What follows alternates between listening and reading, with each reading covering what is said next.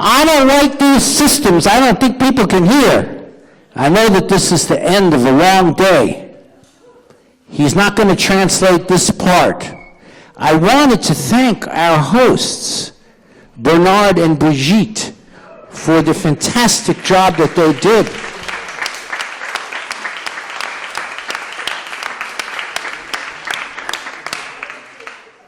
I can't believe that people who are so close to this beautiful Atlantic Ocean could be coming to these events.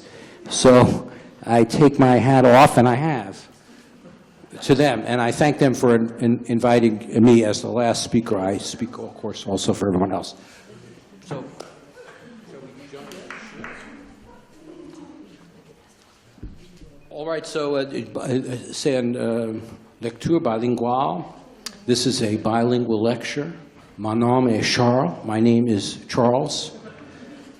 The first poem, it's somewhat longer, and I'm going to read the full poem, and then we're going to read Abigail Lang's translation.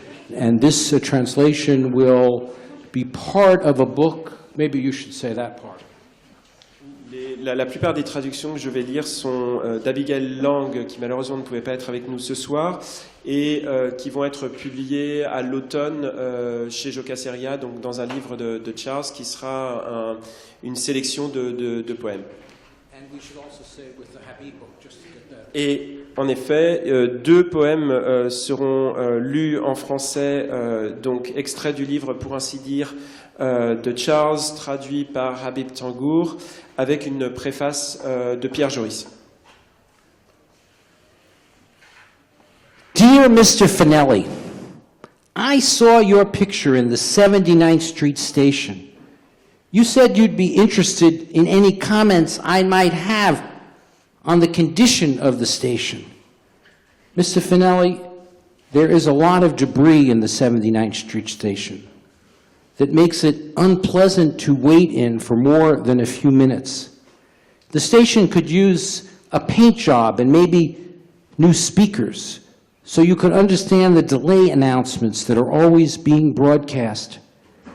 Mr. Finelli, there are a lot of people sleeping in the 79th Street station, and it makes me sad to think they have no home to go to. Mr. Finelli, do you think you could find a more comfortable place for them to rest? It's pretty noisy in the subway, especially with all those express trains hurtling through every few minutes. Anyway, when the trains are in service, I have to admit, Mr. Finelli, I think the 79th Street station's in pretty bad shape.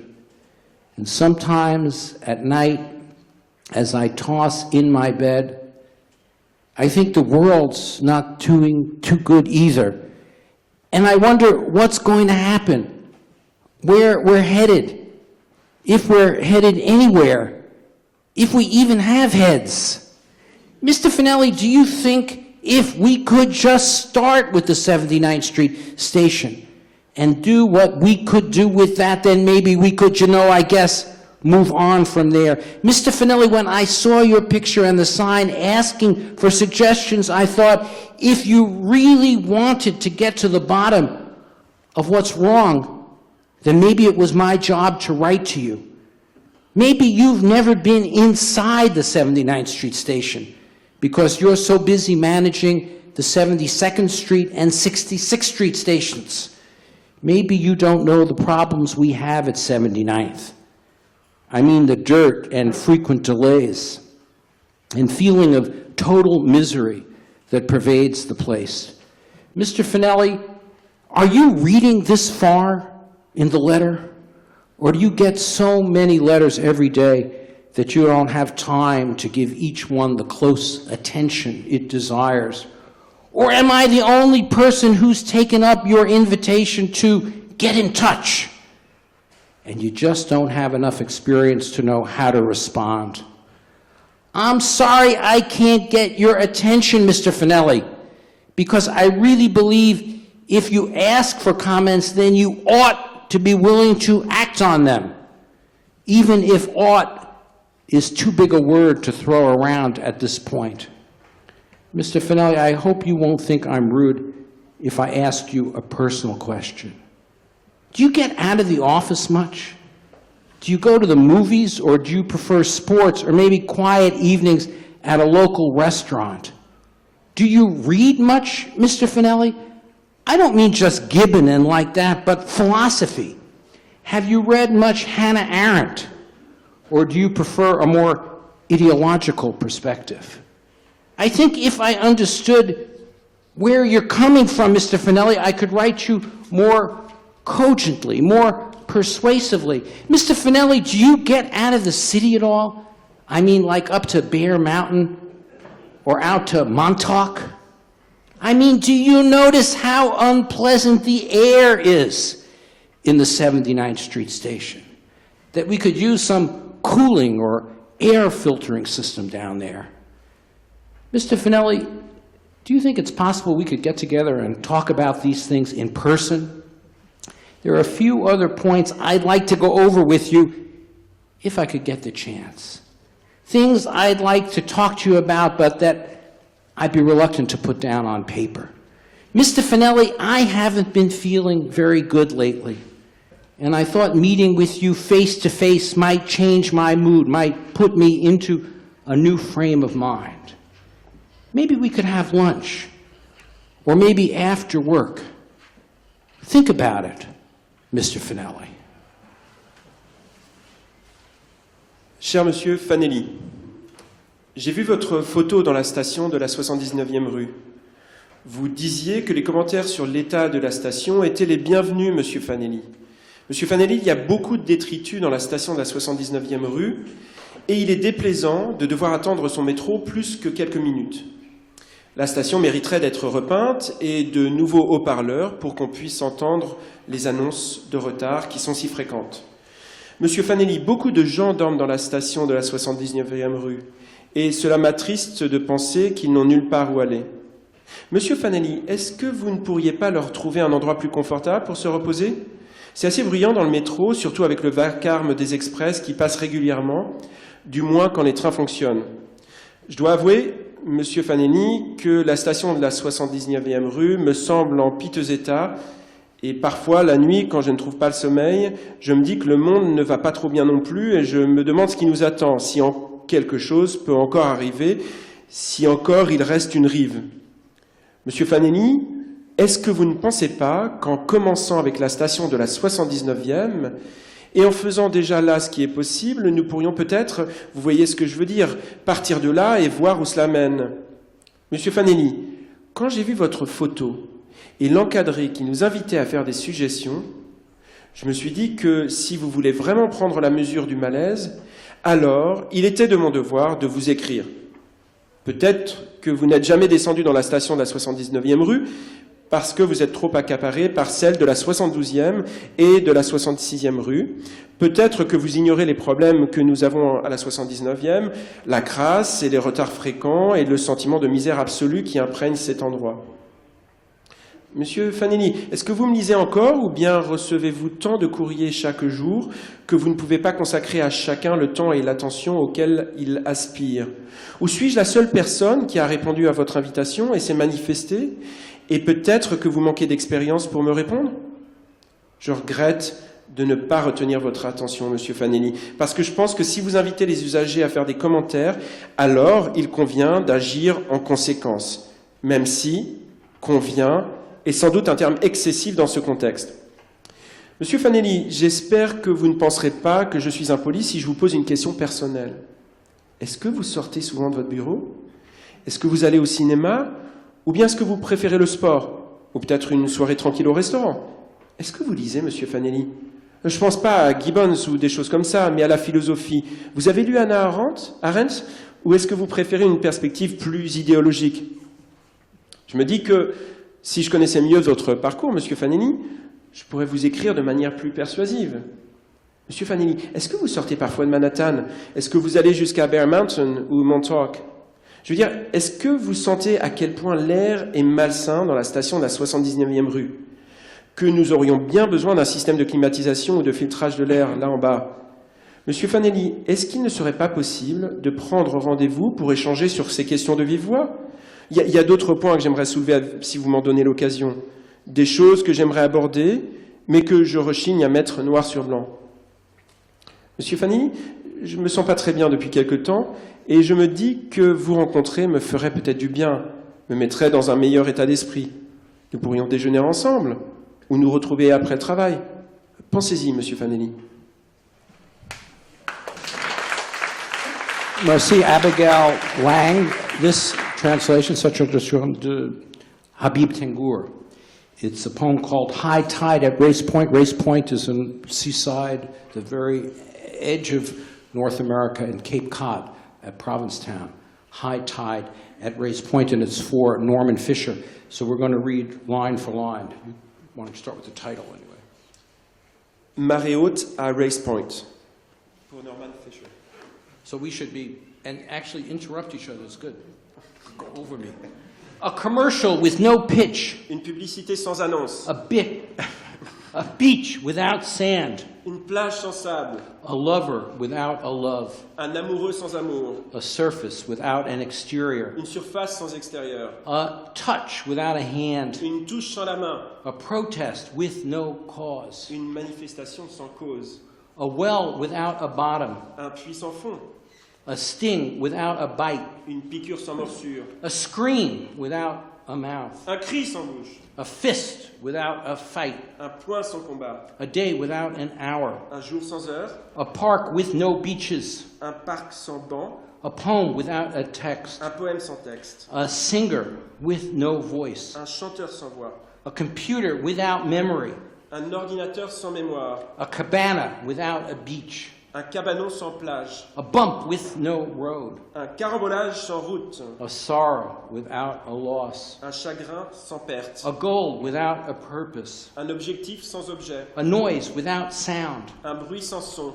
A story without a plot. Une histoire sans intrigue. A sail without a boat. Une voile sans bateau. A plane without wings. Un avion sans ailes. A pen without ink. Un stylo sans encre. A murder without a victim. Un meurtre sans victime. A sin without a sinner. Un péché sans pécheur. An agreement without terms. Un accord sans condition. A spice with no taste. Une épice sans goût. A gesture without motion. Un geste sans mouvement. A spectator without view. Un spectateur sans vue. A slope without a curve. Une pente sans A courbe. craving without a desire. Une envie sans désir. A volume without dimension. Un volume sans dimension. A Nazi without a Jew. Un nazi sans juif. A comic without a joke. Une bande dessinée sans blague. A promise without a hope. Une promesse sans espoir. A comforter without the comfort. Un consolateur sans la consolation. The certainty without being sure. La certitude sans être certain. Stealing with nothing stolen. Vol sans rien de volé. The might have beens without the was. Ce qui aurait pu être sans ce qui fut. Mishnah without Torah. Mishnah sans Torah.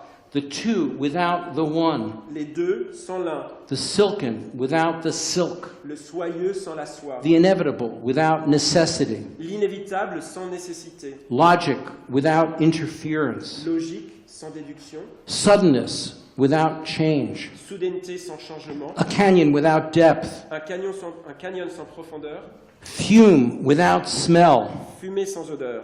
Determination with no objective. Détermination sans objectif. Gel without cohesion. Gel sans cohésion. A cure without a disease. Un remède sans maladie. Disease without a trace. Une maladie sans trace. A mineral without a shape. Un minéral sans forme. A line without extension. Une ligne sans extension. Persistence without intention. Persistance sans intention. Blank without emptiness. Blanc sans vide. Border without division. Frontière sans séparation. A puppet without strings. Une marionnette sans ficelle. Compliance without criteria. Conformité sans critère. A disappointment without an expectation. Une déception sans attente. Color without hue. Couleur sans teinte. An idea without content. Une idée sans contenu. Grief without end. Chagrin sans fin.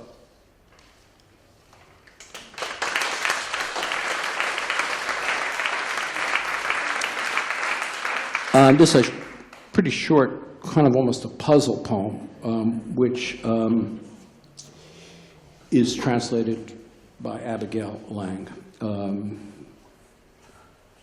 Every lake has a house, and every house has a stove, and every stove has a pot, and every pot has a lid, and every lid has a handle, and every handle has a stem, and every stem has an edge, and every edge has a lining, and every lining has a margin, and every margin has a slit, and every slit has a slope, and every slope has a sum, and every sum has a factor, and every factor has a face, and every face has a thought, and every thought has a trap, and every trap has a door, and every door has a frame, and every frame has a roof, and every roof has a house, and every house has a lake.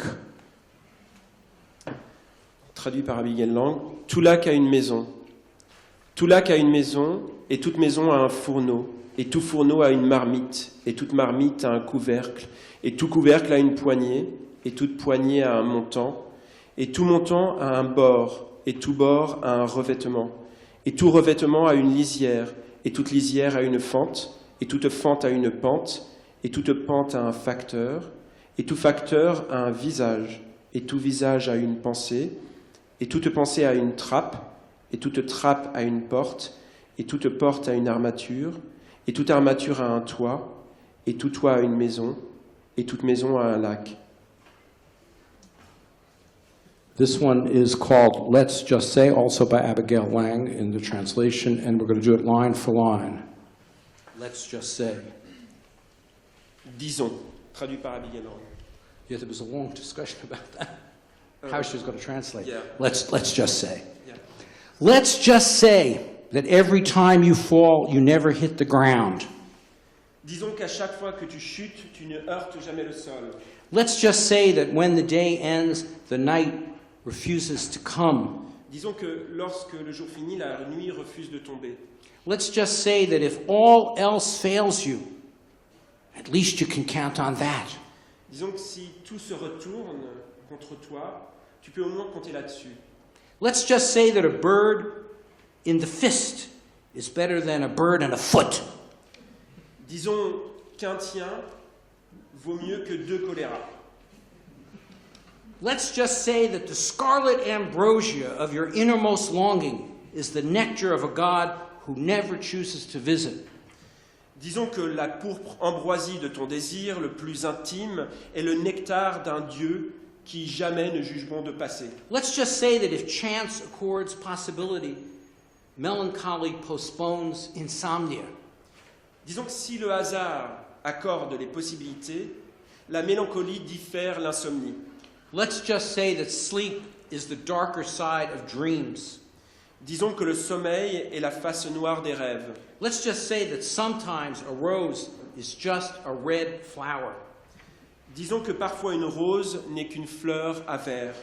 Let's just say that every step forward is also a step nowhere. Disons que chaque pas en avant est aussi un pas vers nulle part.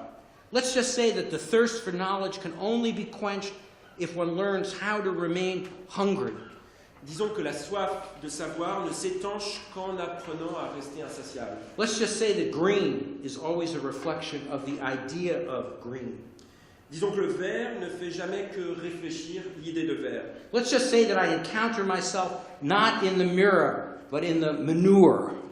Disons que je me découvre non dans le miroir, mais dans le fumier. Let's just say that each door leads to another door. Disons que chaque porte mène à une autre porte. Let's just say we think it before we see it, or better, we see it as we think it. Disons que nous le pensons avant de le voir, ou mieux, que nous le voyons au moment où nous le pensons. Let's just say that a stone's throw might be a world away and calling. Disons qu'à 2 pas, et parfois à un monde de là et au bout du fil. Let's just say that love is neither here nor there. Disons que l'amour n'est ni fait ni à faire. Let's just say that the girl is the mother of the woman. Disons que la fille est la mère de la femme. Let's just say that without disorder, there can be no harmony. Disons que sans désordre, il ne peut y avoir d'harmonie. Let's just say the aim is not to win, but just not to lose too bad. Disons que l'objectif n'est pas de gagner, mais de ne pas trop perdre. Let's just say that a knife in the back is better than a knife in the heart. Disons qu'un couteau dans le dos vaut mieux qu'un couteau dans le cœur. Let's just say that between sleep and dreams is the reality behind reality. Disons qu'entre le sommeil et les rêves, il y a la réalité derrière la réalité. Let's just say that I am very weak and want to take a bath. Disons que je suis très faible et que je veux prendre un bain. Let's just say that the truth is somewhere between us. Disons que la vérité se trouve quelque part entre nous. Let's just say that the top of a tower is not a good place to hide. Disons que le sommet d'une tour n'est pas un bon endroit pour se cacher. Let's just say that mankind suffers its language. Disons que l'espèce humaine souffre sa langue. Let's just say that a bird cannot always be in flight. Disons qu'un oiseau ne peut pas toujours être en vol. Let's just say that we're not far from where we would have been if we had lived better lives. Disons que nous ne sommes pas loin de là où nous serions. Let's just... Oh. C'est pas grave. Si nous avions mieux vécu nos vies. If we had lived better lives. Yes. Cut that one off. Let's just say that pretty ugly is an aspiring oxymoron. Disons que drôlement triste aspire à l'oxymore. Let's just say that if the sun is a rock burning in space, then the earth is a shard hurtling from its designation. Disons que si le soleil est un rocher en fusion dans l'espace, alors la Terre est un éclat qui passe en trombe depuis sa désignation. Let's just say that little is gained when nothing is lost. Disons qu'on ne gagne pas grand-chose quand on ne perd rien. Let's just say that the lie of the mind is the light of perception. Disons que le mensonge de l'esprit est l'éclairage de la perception.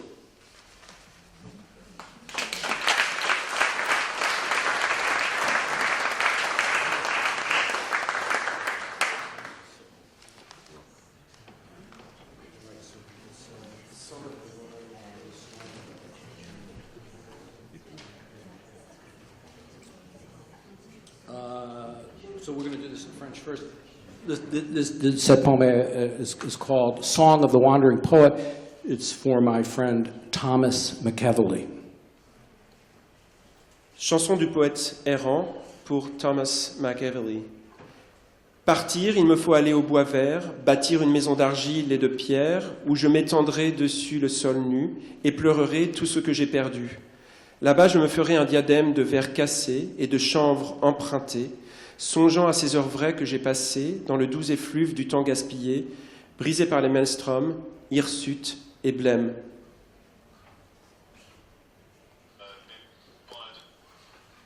Song of the Wandering Poet.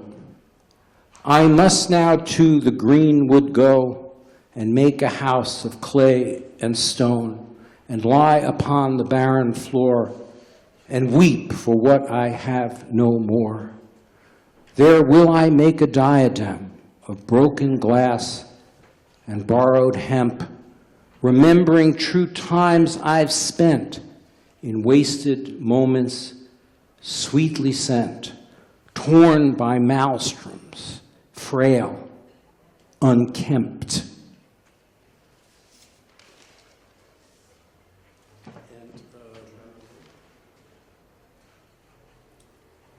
This is the Habib Tengour translation, a very short poem, and Abigail also translated this, so this will be in both books, but this is Habib's. And Drambuie is liqueur, yes. Try to get it after the reading, it's very important, or you won't understand the poem. Donc c'est un poème traduit par Habib Tengour, aussi par Abigail Lang, mais là on va lire la version de Habib Tengour. Drambuie est une liqueur et Charles vous enjoint d'en prendre une après la lecture pour que vous compreniez le poème. Tomorrow morning here at 6 a.m. we'll be having a Drambuie tasting. Demain matin à 6 heures, je ne suis pas sûr, mais bon, Drambuie. Pas par train, ni à pied, pas par pluie d'étoiles, pas par chemin de bois, ni à la lueur vacillante des chandelles. Sortilège, viendrai-je à toi ou te perdrai-je, mais par mon trébuchement sauvage. And so, one more poem, relatively short. You know, let's do it with the French, the French English stanza for stanza, 4 stanzas. The name of the poem is All the Whiskey in Heaven. Tout le whisky du paradis, c'est Abigail Lang. Should I start? So you in do the French? French, right? Okay. Tout le whisky du paradis. Pas pour tout le whisky du paradis, pas pour toutes les mouches du Vermont, pas pour toutes les larmes au sous-sol, pas pour 1 million de voyages sur Mars. Not for all the whiskey in heaven, not for all the flies in Vermont, not for all the tears in the basement, not for 1 million trips to Mars. Pas même si tu me payais en diamants, pas même si tu me payais en perles, pas même pour l'anneau à ton petit doigt, pas même si tu m'offrais tes boucles. Not if you paid me in diamonds, not if you paid me in pearls, not if you gave me your pinky ring, not if you gave me your curls. Pas pour tout le feu de l'enfer, pas pour tout le bleu du ciel, pas pour un empire à moi tout seul, pas même pour la paix de l'âme. Not for all the fire in hell, not for all the blue in the sky, not for an empire of my own, not even for peace of mind. Non, jamais je ne cesserai de t'aimer tant que mon cœur continuera de battre, et même après, dans mes mots et mes chansons, je recommencerai une nouvelle fois à t'aimer. No, never. I'll never stop loving you, not till my heart beats its last. And even then, in my words and my songs, I will love you all over again. Merci.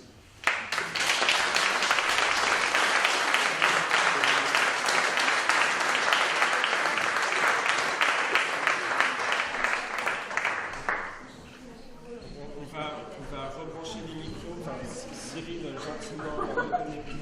C'est pas non, mais c'est simplement en fait, je voulais pas usurper en disant c'est moi qui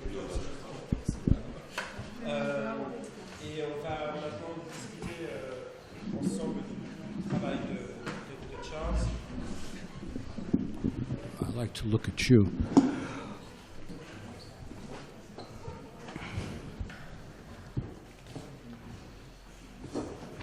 So I would answer that by saying that I don't understand the question, and also that I think those kinds of questions trivialize what I'm doing. Donc c'est une discussion en fait où les questions sont des questions fantômes. C'est encore mieux pour moi. They're ghost questions. I'm just tired of hearing those same questions over and over again. Ok, so, donc, je vais formuler la question en français, mais comme il ne comprend pas, il faudra que je la reformule en He says anglais. that first he will formulate the question in French and then translate it into English so that I can understand it. Voilà. Voila, there. That. Actually, would you like to ask me questions? Donc non, je vais revenir sur les quelques jours du festival parce qu'il a été question de poésie américaine. On pouvait entendre des accents whitmaniens dans la présentation de Christian Garcin et de Tanguy Viel tout au début. Puis Pierre Vinclair a évoqué William Carlos Williams et Pound, Ezra Pound. Thierry Guichard nous a parlé aussi de fiction américaine. Charles a évoqué Emily Dickinson et je pensais qu'il était intéressant de demander à Charles comment il se situait vis-à-vis de tous ces auteurs qu'on connaît un petit peu en France et ce qui s'était passé pour lui et depuis les années 50 en poésie américaine, où il y a des auteurs qui sont pour nous moins connus. So, je vais maintenant traduire. You got that? I think so. Wow, amazing. But follow up if 5 days in Labo, he's bilingual. it's the ocean breeze.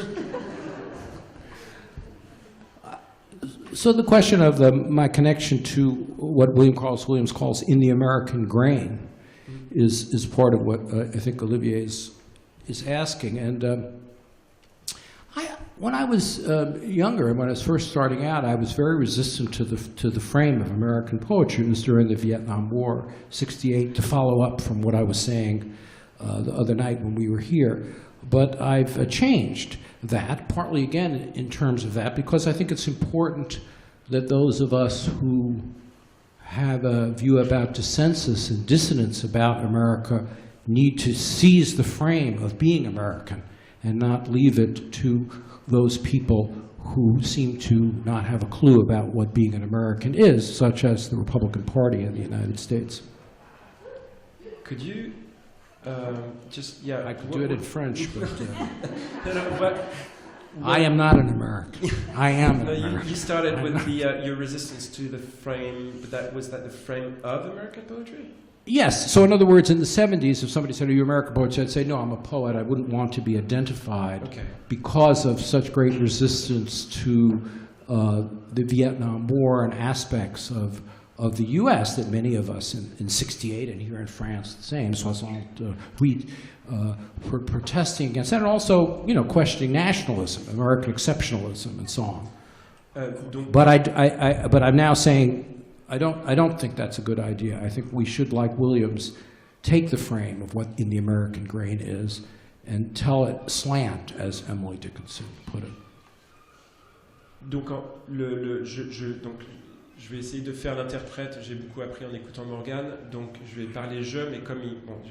Bon, quand je pense que tu fais référence, c'est un peu bizarre parce que tu sais moi en l'occurrence, mais bon, je pense que tu fais référence au Grain d'Amérique qui a été traduit par Jacques Darras, il me semble, de William Carlos Williams. Tout d'abord, j'étais assez résistant à l'idée d'être considéré comme un poète américain et à penser mon travail en termes de cadres nationaux. Parce que quand j'ai commencé à écrire, c'était l'époque de la guerre du Vietnam et donc il y avait les manifestations, la notion de dissidence qui était très importante pour moi et la volonté de sortir d'un cadre de pensée nationaliste. Mais je crois désormais, c'est ce que je disais l'autre jour lors du panel avec Arnaud Bertina, qu'il faut prendre désormais à bras le corps ce cadre nationaliste tel qu'il nous est imposé par exemple par les républicains et qu'il faut travailler à l'intérieur de ce cadre, tout du moins qu'il faut essayer plutôt de le déplacer, mais en tout cas on ne peut pas l'ignorer. So as I put it in a poem in Near Miss, the last people to arrive in America are the most American immigrants, but one would want to add the descendants of enslaved people who were brought to the U.S. Involuntarily, and also indigenous people. That's where America starts. Donc c'est ce que j'ai évoqué dans un poème qui est tiré du livre Near Miss, qui est le dernier livre de poésie de Charles, enfin mon dernier livre de poésie. Et j'ai évoqué dans un poème le fait que les dernières personnes à être arrivées aux États-Unis ou sur le continent américain sont elles-mêmes les plus américaines, et notamment les gens qui ont été amenés de force. So, I am a European American. Et donc Je suis un of European descent, extraction. And my grandparents were all born in Poland, the Pale of Settlement, sometimes called Russia. So, part of the huge influx of Jewish immigrants in the late 19th century. Et donc, moi, je me considère comme un Européen américain, mais ma famille venait de Pologne et d'une communauté juive qui est arrivée aux États-Unis à la fin du 19e siècle. So what do I have to do with Edgar Allan Poe? And I would say I have everything to do with Edgar Allan Poe, and that fundamental to my understanding of Edgar Allan Poe are the translations of Mallarmé and Baudelaire, which establish a view about Edgar Allan Poe which is still not fully accepted or understood about him or about American poetry. To speak of what you didn't ask, but I want to talk about the French-American connection. Donc la question est celle de savoir quels sont, par exemple, mes liens les liens que j'entretiens avec Edgar Allan Poe, quels sont les liens entre son œuvre et la mienne, alors même qu'on n'a pas bien compris, il me semble, l'importance de Poe pour la poésie américaine. Et ce qui m'intéresse, c'est précisément le fait que, par exemple, Baudelaire les traduit. Et je sais bien que tu ne m'as pas posé la question de l'importance de Poe, mais j'ai envie de parler des échanges franco-américains en littérature et en poésie. So Mallarmé and Baudelaire understood Poe, and to some degree Whitman, as being for aestheticism, the idea that aesthetic values were more important in art, you might think it's a truism, than moral values or didactic values in the Poetic Principle. Poe argues that, and that's inimical to the concept in America that poetry should be about virtue, moral, I would say moral posturing, but let us say moral conviction, and that in a way poetry is unacceptable to a middle-class moralistic society from Edgar Allan Poe's point of view. And of course, this obviously connects to Fleur de Mal and Mallarmé, but comes from America. And Poe is, extraordinary in this way.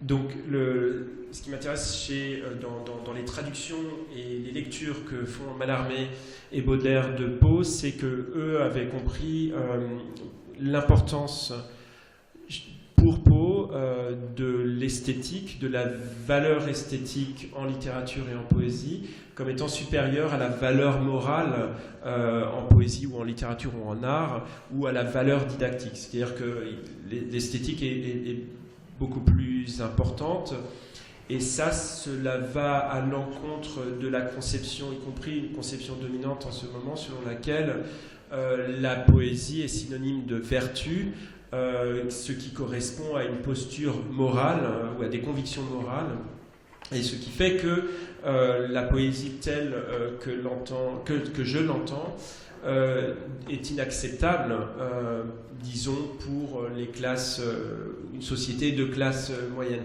Et ça nous renvoie nécessairement aux Fleurs du Mal et à Mallarmé. And American poetry today is still consumed by moralism and didacticism and virtue peddling. Et donc, la poésie américaine aujourd'hui est encore minée par le moralisme et une forme de bienséance. So, another figure is crucial that I adopt as an American poet, and partly through Stanley Cavell, who was my teacher when I was in college, is Emerson. I keep it relatively short in terms of the people I'll mention, but Emerson is crucial. Et une autre figure très importante pour moi, que j'ai découverte et lue grâce au philosophe Stanley Cavell, c'est celle d'Emerson. So Emerson stands for a poetry of process, or an art of process, where you don't ever arrive anywhere. You're always going someplace, but you don't ever get there. And that one values the process over the so-called product, which is a kind of fundamental distinction made by poets very important to me called the New American Poets of the 1950s and 60s, Ashbery, Creeley, Barbara Guest, and many others. Donc, ce que nous enseigne Emerson, c'est une poésie du processus, un art du processus, c'est-à-dire une littérature et un art qui n'arrivent jamais, qui vont quelque part, mais sans jamais arriver nulle part, ou tout du moins sans jamais estimer qu'elles ne sont jamais arrivées nulle part. Et la tension qui est alors opérante est celle entre le produit et le processus. L'intérêt d'Emerson est d'avoir démontré l'importance du processus sur le produit. Et ça me mène à mon intérêt pour les poètes de ce que l'on a appelé The New American Poetry, qui sont des poètes qui ont été publiés dans une anthologie de 1960, faite par Donald Allen, des poètes comme John Ashbery, Barbara Guest, Robert Creeley, pour lesquels le processus, la notion même de processus d'écriture était cruciale. And the anthology done here of that work, very important. The French anthology of that generation. The 20 poets, American. Oh, the one that, okay, oui. You mean the one published by Roy Junot and No, the earlier one. The earlier one before that. Oh, by Oster, no. No, in French. In French. There was the French anthology that had Ashbery, Creeley. Oh, that's the Jacques Roubaud and Jacques- Michel one. oui. Yeah. Okay. Et donc donc on Isn't it retrouve- called 20? Yeah, 20. Anyway. Oui, 20 poètes américains. Et donc Charles, donc ce qui est important, c'est aussi, on trouve ces poètes de la New American Poetry, on les retrouve en français dans une anthologie qui malheureusement été épuisée aujourd'hui, qui a été publiée en 1980 ou 81, je crois, dont la publication a été assurée par Jacques Roubaud et Michel Deguy.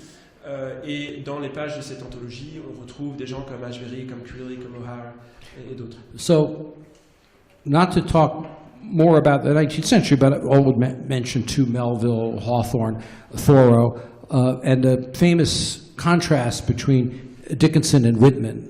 Dickinson sort of being thin and breaking against large sentiment, and Whitman having a larger public address, in which my own work combines both those factors.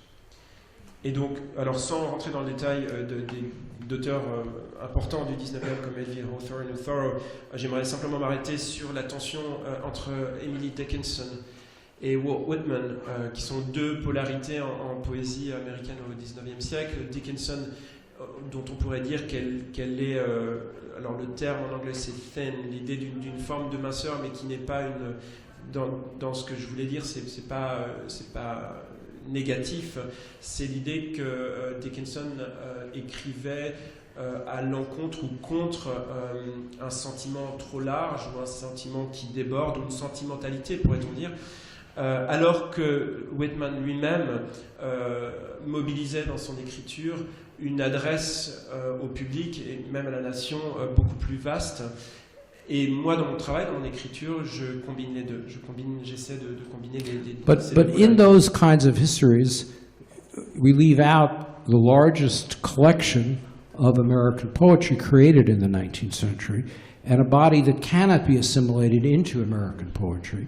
And so I almost hesitate to mention it in this talk, but which is also the most influential body of poetry, see if you could guess what I'm about to say, and has the longest half-life. So this is the body of poetry that if I'm in this town, I can hear on the radio, in the cafes, in its multiple versions, and that is the slave songs, sometimes mistakenly called spirituals, but the songs of enslaved people that created like 6,000 songs or poems that were people who were prevented from having access to writing, so they created this body of what we could say is poetry, which also morphed into the blues and into gospel and into rock and roll as well. So we have to also take into account this oral culture that sprung up in resistance to the white supremacy that dominated, of course, America then and now, that dominated and dominates now. Mais dans ce parcours rapide de ces histoires de la poésie américaine et de mes relations à eux, il faut évoquer le plus vaste ensemble de poèmes américains écrits, ce qui est un corpus qui ne peut pas être assimilé, qui n'a pas pu être assimilé dans la poésie américaine et qui néanmoins est le corpus qui a le plus d'influence, qui a eu le plus d'influence. Et que l'on peut entendre ici à la Baule, par exemple, à la radio. Et je pense notamment aux chansons d'esclaves que l'on a appelées les spirituals. Et on compte 6000 chansons, poèmes écrits par des gens que l'on a empêchés d'écrire. C'est-à-dire des gens qui n'avaient pas accès à la scolarité ou même aux moyens d'écriture. Et cela a mené évidemment au blues, au rock. Et donc cette culture orale est essentielle dans son combat aussi contre la suprématie, enfin ce qu'on appelle la suprématie blanche, c'est-à-dire la domination blanche aux États-Unis. So it's the existential quality that's so powerful for many American poets. Sometimes I feel like a motherless child. We are all climbing Jacob's ladder, etc. So when we get to Pound and Eliot, you know, I've been a professor up until 2 weeks ago. I was a professor of American poetry. And really love the poetry of Pound and Eliot. But Pound and Eliot were people who were involved with a suprematist and pan-cultural agenda. It doesn't mean, because I'm not favoring virtue or people's views, that they're not as great as poets who were against that. But it means that we have to take Pound and Eliot within the context of a range of other poets, including their immediate contemporaries, most significantly for me, the French-American poet Gertrude Stein, but also Minna Loy, Laura Riding, and the second-wave modernists, the group after, often better appreciated here in France than sometimes in the United States, but Louise Zukowski and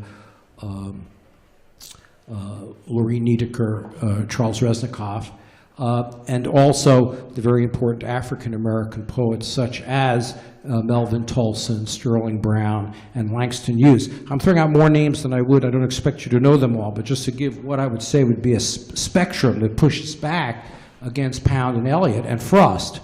So I just won a really great prize, surprisingly, given my views, the Bollingen Award, which is made famous because Ezra Pound won it in 1948. It's a very unusual thing that a person who was a trader, who made remarks that supported the forces that were working against the people in France and in the United States and in England, and of course famously anti-Semitic as well. He won the prize in 1948 that I won just this year, called the Bollingen Award, for the best book, The Peas and Cantos. So for me, this epitomizes what I'm saying about Poe, this idea that you could write a great book, which I think it is, even get a prize, which somebody like that could never get now, and but you want to talk about it and think about it. Et donc, pour revenir à Pound et Eliot, jusqu'à il y a quelques semaines, j'étais professeur de poésie, enfin de littérature américaine à l'université de Pennsylvanie. Donc je les ai beaucoup enseignés, je les ai lus, ce sont des écrivains que j'admire, mais néanmoins il faut prendre en considération le fait qu'ils ont écrit dans un contexte, et eux-mêmes avaient, enfin on pourrait dire qu'ils écrivaient dans un contexte suprématiste, ou tout du moins on pourrait traduire ça par impérialiste, et il faut lire Pound et Eliot dans ce contexte-là, et les lire en lisant aussi d'autres auteurs. Je pense notamment à la poète franco-américaine Gertrude Stein, à la poète Minna Loy, ainsi qu'à la poète Laura Riding. Alors Stein, on l'a en français, Mina Eloy aussi, et je crois qu'Antoine avait fait des traductions Antoine Cazet, ici présent, de Laura Riding. Mais aussi, je pense à des poètes que les Français apprécient beaucoup, que l'on appelle les poètes objectivistes, Zhukovsky, George Oppen, Raznikov, Niederker, ainsi qu'à des poètes africains-américains, Melvin Thompson, Sterling Brown, Langston Hughes. Je suis désolé, je vous donne beaucoup de noms. Là, je ne fais plus Charles Bronstein, mais je vous signale juste qu'il y a un livre de Langston Hughes qu'on vient de publier dans la collection américaine et qui pose, en fait, dans la traduction, les questions même d'oralité qu'évoquait Charles à l'instant, puisque ce sont des blues et que la langue française, enfin, le traducteur a dû travailler la langue française de façon à reproduire une oralité. Et donc, je redeviens Charles Bernstein. Récemment, j'ai reçu une distinction très importante en poésie et littérature américaine qui s'appelle The Bowling Award. Il se trouve que c'est un prix littéraire qui a été donné en 1948 à Ezra Pound et qui à l'époque avait fait beaucoup de bruit puisqu'en 1948, Ezra Pound était considéré comme un traître pour avoir collaboré notamment avec l'Italie fasciste et avoir déversé des tombereaux antisémites à la radio italienne.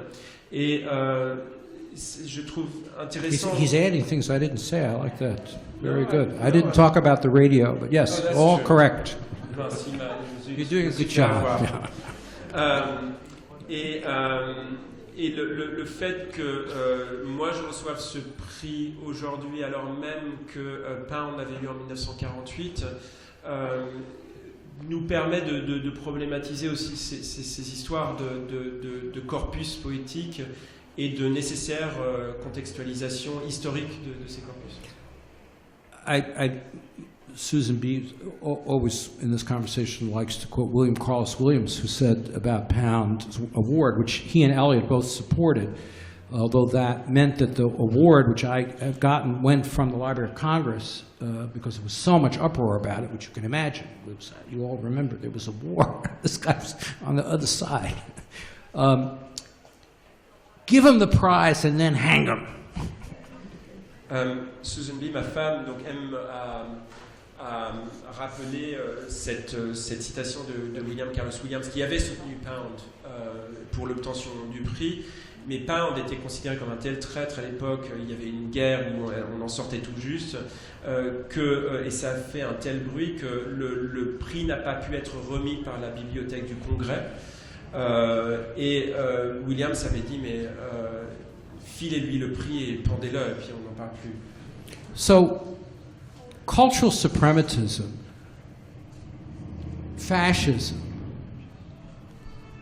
with Eliot and Pound, are homegrown American products. They're not something external to America. They're internal to America. Americans are always shocked, like Louis in Casablanca, that there are these racist, supremacist elements. It's the very heart of what America is. And so one embraces being an American, one has to understand that that poison circulates through all of us. So I'm still answering your first question, but I'll stop with that.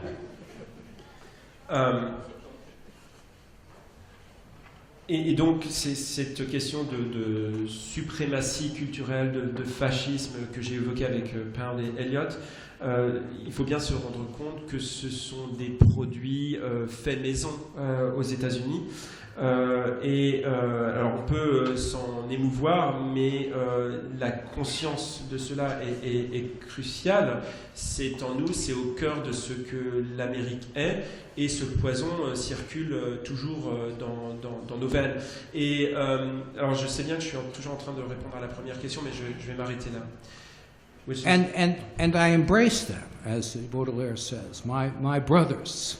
My others, because you can't get outside of those poets. Their work achievement is so great. You can't just say, oh no. For me, that's not possible. Et donc c'est quelque chose que j'embrasse, que je rejoins, mes frères, mes camarades, comme dirait mon semblable. Je crois que oui. C'est ça, hein? Merci Andrew. Donc c'est pas pour renier ces poètes, mais c'est simplement pour les lire en toute connaissance de cause. Donc est-ce que j'ai le temps pour je sais pas si Bernard, on a le temps encore pour une dernière question? Oui, d'accord. Non, mais j'aimerais, de même que la première question, j'ai essayé de la relier à des choses que j'ai entendues ces derniers jours. J'aimerais revenir, je repensais à ce que disait Anne Portugal tout à l'heure, à la fois sur l'illisibilité, la difficulté, sur l'impératif qui est souvent donné à la littérature de se coltiner le réel, quoi que ce puisse être. Ça, c'était un des points qu'a évoqué Anne tout à l'heure. Et aussi le sérieux. Quand Anne disait ce qui guette la poésie, c'est la question du sérieux.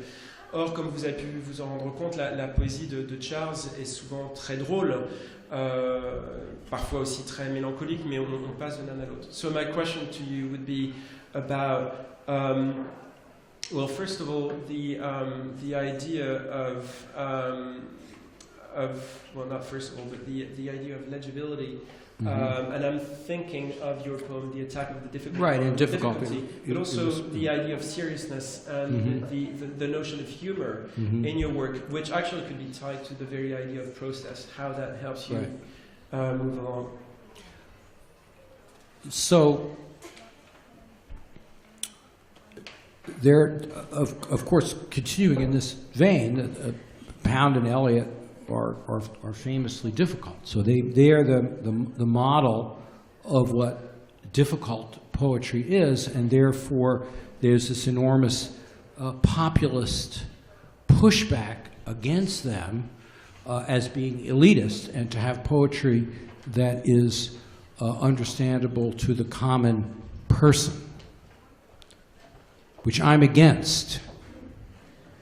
I'm against poetry being understood by the common person. Donc, par exemple, I'm against common people. We're all uncommon. Each of us, as Mr. Rogers says. We're all special. So that's just a comic answer to answer both parts. Well, we like comedy. Donc, Pound et Eliot, pour ne prendre que sont eux-mêmes des modèles d'une poésie extrêmement difficile. Et en ce moment, aux États-Unis, il y a vraiment une sorte de réaction populiste contre quoi que ce soit de difficile en poésie.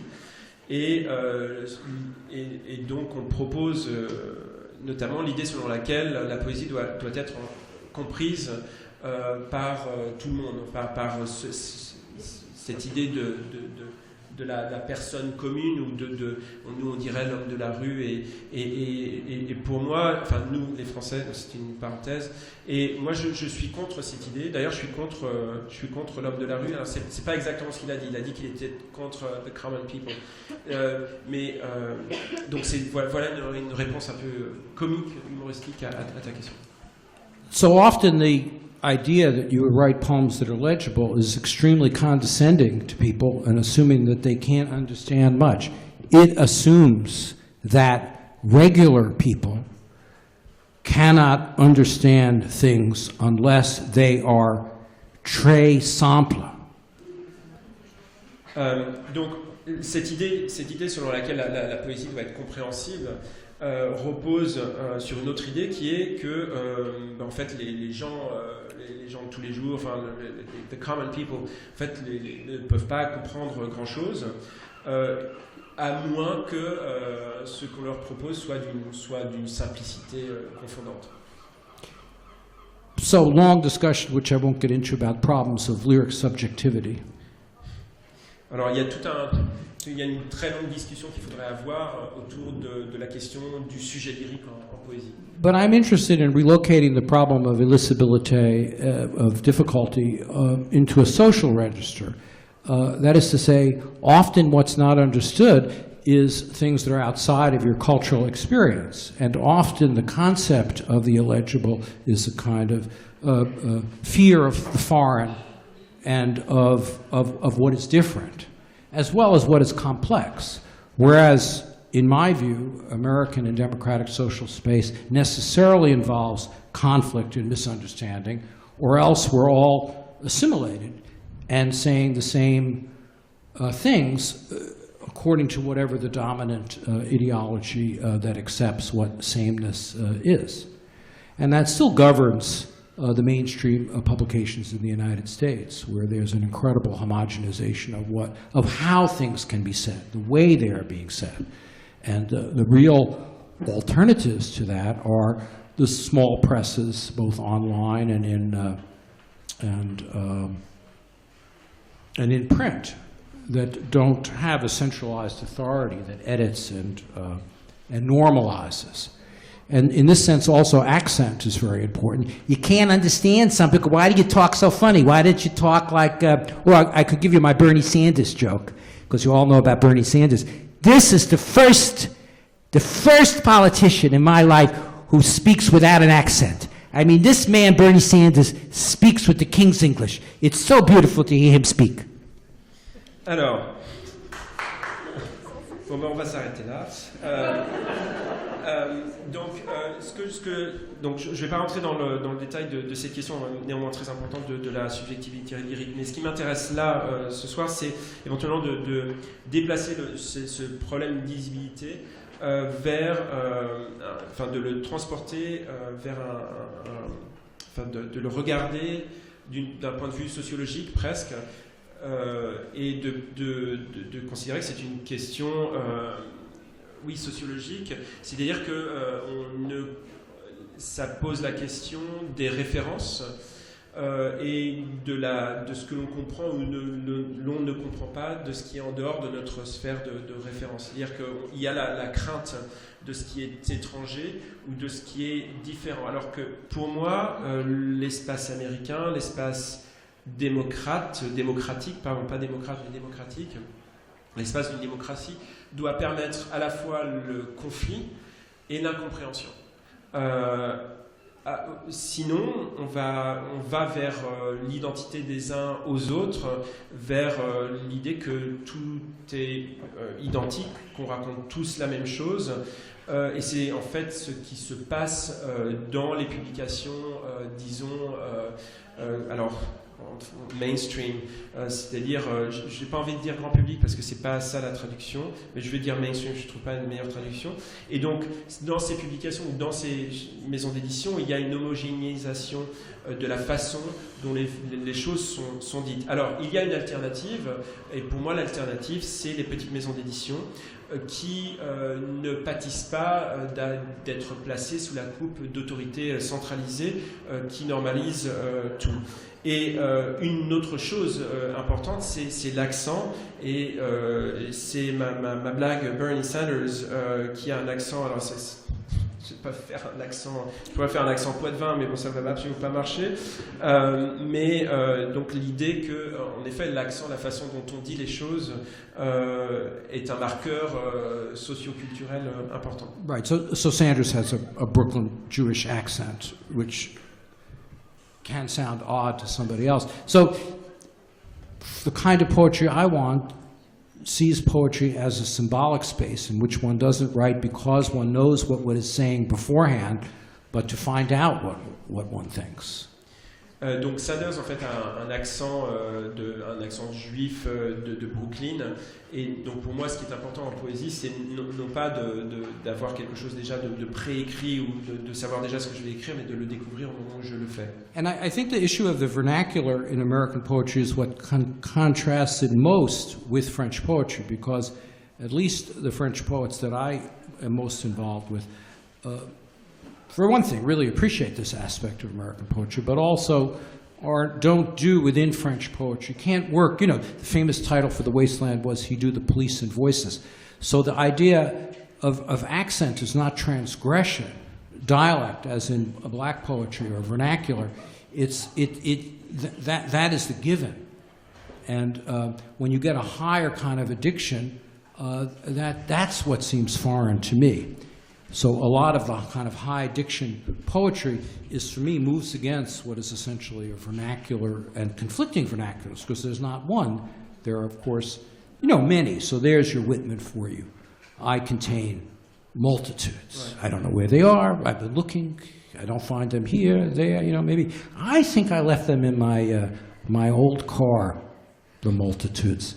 And when I sold it, because I just cannot remember where I put them. Thank you, Charles. Could you just come back to the wasteland? What did you say? He Do the Police in Voices was the original title of The Wasteland. And The Wasteland is really a collaboration partly with Pound. So The Wasteland has these multiple voices. The most important uncredited source in The Wasteland is in the bar, closing up and so on, which was an actual woman speaking in the language of a barkeep. And that's not credited, even though it's vernacular. So that's an interesting elision. But there it is. It was this woman. Hurry up, please, it's time.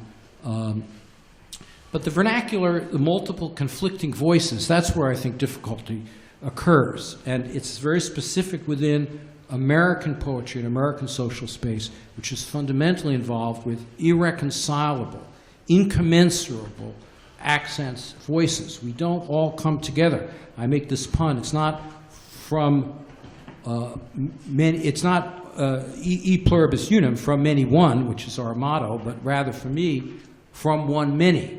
That the multiplicity is what defines us, that the difference is what defines us. And you don't, I'm against eliding that difference with the idea that one can have one voice that speaks for all. And that this is the richness of American poetry. And it goes from the most private voice of Emily Dickinson with multiple versions, that's not a spoken voice, to Whitman's, articulating something like what I'm saying. Donc, pour moi, ce qui est très important, c'est ce qu'on peut appeler le vernaculaire. Et d'ailleurs, on peut, à cet égard, voir un contraste avec la poésie française. Et je pense notamment aussi au Westland, dont le titre original évoquait la notion de police. Was it policing voices? The original title was He Do the Police in Voices. He Do the Police in Voices, which is a great title. It's very much, I'm interested in that. It's very like Foucault. You wouldn't expect that from Eliot, but it's there. I mean, He Do the Police in Voices, so that the voices are also the police. The police speak. The controlling thing is also in voices. Voices is not liberating. So, but the wasteland, or as Eliot says, the wasteland. April is the cruelest month. The wasteland. La Tergasse de T.S. Eliot, donc publiée en 22, dont le titre original était He Do the Police in Voices, qui établit une tension entre les voix et la notion de police, de polisser, mais les voix elles-mêmes peuvent faire la police, place la notion d'accent au centre de la poésie, l'accent qui peut être source de transgression, non seulement l'accent conçu comme un accent quand on parle, mais l'idée même de diction. Or, pour moi, je perds intérêt dans la poésie quand la diction est trop élevée, et ce qui m'intéresse, c'est les vernaculaires. Il n'y en a pas qu'un seul, il y en a plusieurs qui sont en conflit les uns contre les autres. Et c'est là qu'on retrouve Whitman, quand Whitman dit eh bien, je contiens des multitudes, et je les contiens toutes. Et d'ailleurs, je les ai laissées, alors il y a toute une digression, j'ai laissé mes multitudes, je ne sais plus où je les ai mises, je les ai laissées dans ma vieille voiture. Et donc, l'idée qui est cruciale pour moi, c'est que ces accents ne sont pas... on ne peut pas les concilier, ils sont irréconciliables, ces voix sont irréconciliables, et nous ne venons pas ensemble, un peu comme dans la chanson des Beatles, Come Together, nous ne venons pas ensemble. C'est-à-dire que la devise américaine E pluribus unum, pour moi, elle se traduit à partir de un, il y a plusieurs, et ce qui nous façonne, c'est la différence. Et je ne veux pas, je refuse de passer sous silence cette différence, c'est celle qui nous fait. I think time is up. Mais merci infiniment, Charles. Merci à vous. Thank you. Merci. Grand plaisir.